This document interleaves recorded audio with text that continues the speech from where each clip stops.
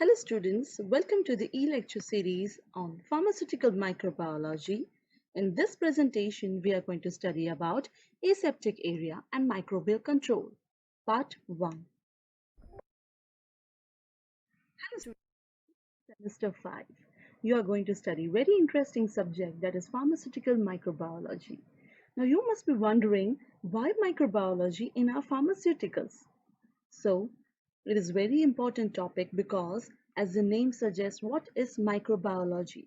Micro and biology, that is the biology of microorganisms. Microorganisms are micron-sized organisms which are not even visible with the naked eye. So, how they may be playing important role in our pharmacy? Yes, because they have both the advantages and disadvantages in our pharmaceuticals. Microbes at the one side as they help in preparing antibiotics. On the other hand, they may hamper the production of sterile pharmaceuticals. So let's begin with this chapter and see how the aseptic techniques are important in manufacturing of pharmaceuticals. In this presentation, we are going to see about introduction to aseptic area, the sources of contamination, and the prevention of contamination. So I will begin with very important quote that you can have the most sophisticated equipments and the cleanest room ever, but nothing will count if aseptic techniques are not mastered and properly followed. Okay? What are aseptic techniques then? These are the techniques which prevent the excess of microbial and particulate contamination into the production of pharmaceuticals such as ophthalmic products and the parenteral products. So you see two terms here, microbial and particulate contamination. Both contamination are from different sources. One is from the microbes directly and other is the particulate contamination which may be the carrier of microbes. Now the aseptically prepared products are prepared in a separate area known as an aseptic room. Aseptic. Okay, what is sepsis?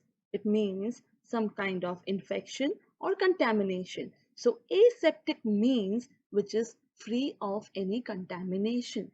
Okay, so aseptic room is a room within the clean room which is specially designed, constructed, serviced and used with the purpose to prevent the microbial contamination of the pharmaceutical products. So concentrate on the terms. It is designed, it is constructed, serviced and used. Okay. So what is the main purpose of this room? It is to prevent or limit the contamination in the preparation of pharmaceuticals. So what are the various sources of contamination? So contamination in a broad sense refers to any minor unwanted particulate matter known as contaminants in atmosphere, physical body, etc. So here are the most common sources of contamination which are encountered in the preparation of pharmaceuticals. They are atmospheric contamination, the fluid contamination, or you can say raw material based contamination, and the transfer contamination which may be from the operator, that is the personnel, or by the equipments. We'll see each sources in detail and also the methods to prevent this contamination. So these are the various sources of contamination. Okay, in detail, you have people, okay, which are the major sources of contamination. You have air supply, the room surfaces, the raw materials, packaging, tools and equipments, various utilities, the production machinery, the production process, and the adjacent dirtier areas. Okay. So you can see the pie chart showing that 75 to 80% of contamination is from the personnel. So you are the dirtiest thing in the environment. Okay, you are the major carrier of microbial contamination, while the other sources contribute to rest of the 20% of the contamination. Let's begin with the first source of contamination, that is atmospheric contamination. Okay, you may be using these words quite often. like the atmosphere is polluted, the atmosphere is contaminated. Okay, so what is this contamination in atmosphere? Okay, it is the presence of unwanted particles which is making it difficult for you to inhale. Okay, so same here also in the aseptic room, the atmosphere which is there in the production area may be contaminated by microbes or particulate contamination. The contamination may be carried from the outside air or from the indoor air itself. Okay, so the air dust particles which are carried from outside may carry microorganisms such as the bacillus species, the clostridium species, the yeast, and the molds. Okay, the indoor air on the other side may also carry staphylococcus species or the streptococcus species on the skin or the clothing of the personnel. Okay, the microbes may also be transmitted in atmosphere through coughing and sneezing in the rooms. Okay, so the atmosphere air, air, it is constantly flowing. So this is a very important source of contamination which should be prevented. Okay, so how this is prevented in the production facility?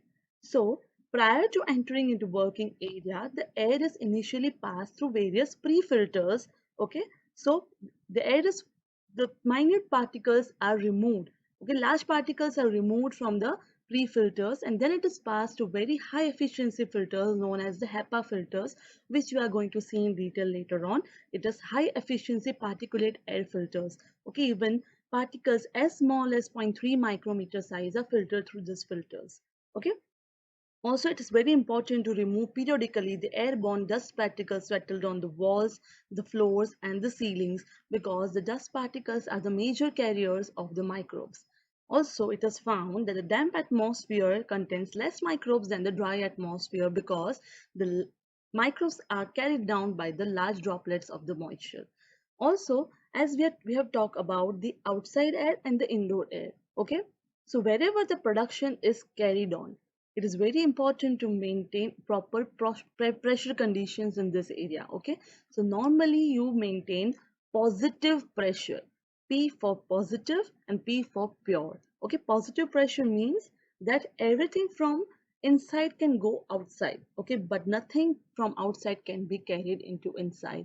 Okay, so if this is a place where I'm manufacturing sterile products, I have to maintain positive pressure between this room and the outside air so that nothing from outside comes inside. Okay, one of the best example is the aeroplanes. Okay, whenever you open the door of the plane, okay, you are pushed outside, nothing will come from outside to inside. This is known as the positive pressure.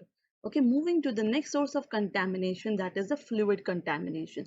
It is majorly from the raw materials which are used in manufacturing of the pharmaceuticals. So major raw material which is used in manufacturing of pharmaceuticals is water. Okay, apart from a very being serving as a very good solvent in pharmaceuticals, it is also a very important source or a carrier of contamination.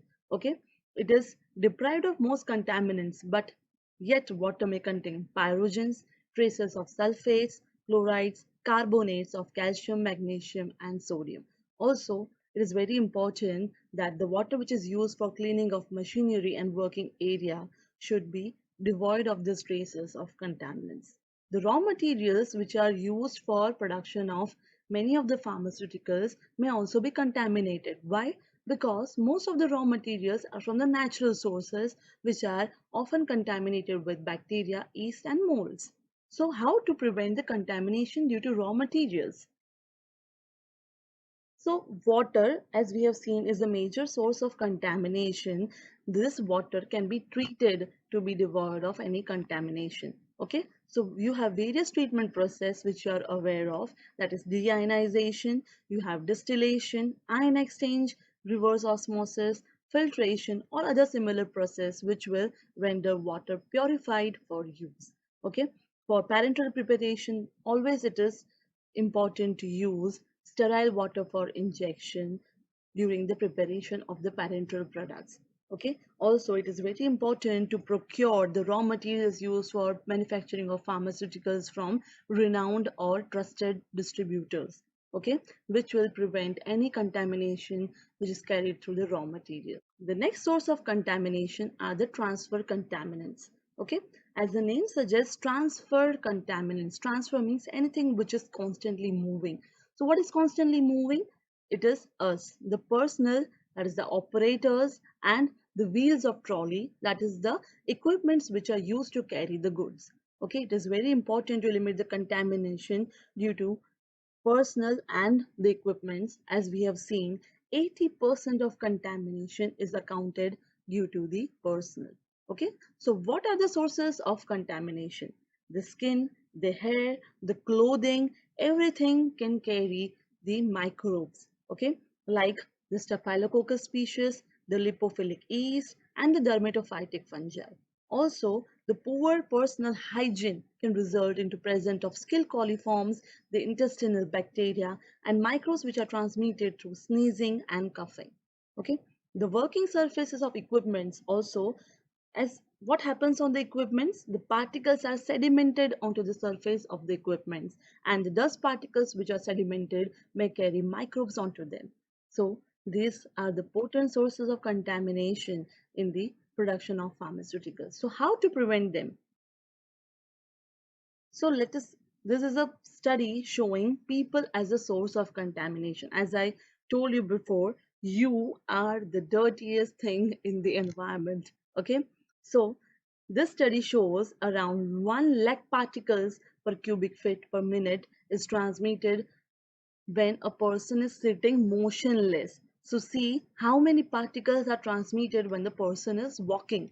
Okay, so it is very important to prevent the contamination due to personal. So how this can be prevented? You can prevent this contamination by knowing what, where, when, and how to do.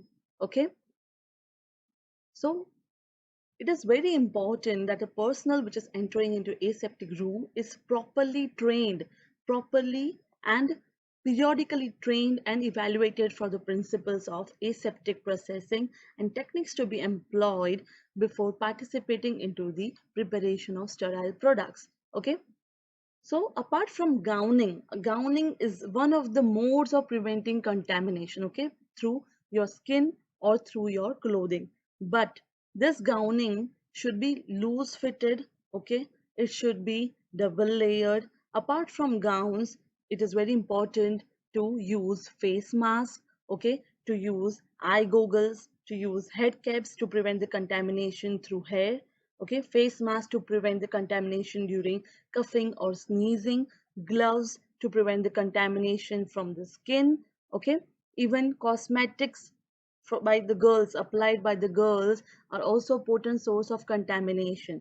Okay, so wearing gloves is also very important, and even goggles are also used to ensure the complete coverage of all skin areas. Okay, as we have seen that the microbes are transmitted through skin, hair, clothing. Okay, it is very important to ensure complete coverage of all skin areas. Okay, those mechanical parts of equipments which are used for transport of the goods should be easily demountable. Okay, for to ensure the proper cleaning of the equipments. If the equipment is not properly demountable, there are some surfaces in the equipment which are deep and which may not be accessible for proper cleaning. Okay, so in this way you should know 5 W's for proper prevention of the contamination: what, where, when, and how to perform. Okay, so the references are the Aseptic Techniques USP chapter 797, Pharmaceutical Microbiology by Chandrakant Kokare. Now, very important question which may be asked from this chapter is: define aseptic area, describe in detail various sources of contamination and their prevention. I hope you are clear with the first part of the aseptic area. What are different sources of contamination and how can this contamination can be prevented? It is very simple, but it is very important. Even in your labs, when you will be working during your microbiology practicals, you will be taught how to gown properly, okay, and how to practice aseptic techniques in your routine lab, which will help you master these techniques in the industry. Okay, thank you all, and we'll see the rest part, the design of the aseptic area, in the next presentation. Please do like, share, and subscribe our YouTube channel, Pharma Ignite, and do not forget to press the bell icon to get the regular notifications so that you do not miss out any of the topics in this chapter. Thank you.